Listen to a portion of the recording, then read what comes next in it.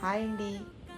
ఈరోజు బ్రేక్ఫాస్ట్ నేను ఏం చేస్తున్నానంటే స్పెషల్గా పెసరట్టు ఉప్మా చేస్తున్నాను. రండి చూపిస్తాను ఎలా వేస్తానో. నేను ఇక్కడ ప్యాన్ పెట్టుకొని ప్యాన్ బాగా వేడెక్కిన తర్వాత టిష్యూ పేపర్తో అలా ఆయిల్ స్ప్రెడ్ చేసి ఇక్కడ పెసలుతో వేసుకుంటే బాగుంటుంది. నేను ఇక్కడ పెసలు లేవని పెసరపప్పుని 2 అవర్స్ నానబెట్టి అందులో తగినంత అల్లం, స్పైసీ తగ్గట్టు పచ్చిమిర్చి వేసి రుబ్బేసానండి.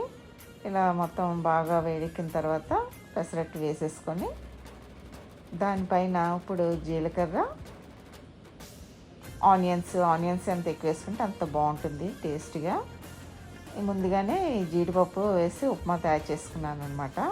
ఇప్పుడు ఆనియన్స్ వేసిన తర్వాత ఆయిల్ కానీ నెయ్యి కానీ అలా స్ప్రెడ్ చేసి చుట్టూతా బాగా కాలిందో లేదో ఒకసారి చూసుకొని ఇంకా దించే ముందు మన జీడిపప్పు ఉప్మాను కూడా వేసేసి స్ప్రెడ్ చేసి పెసరట్టు అంతా ఇలా ఫోల్డ్ చేసి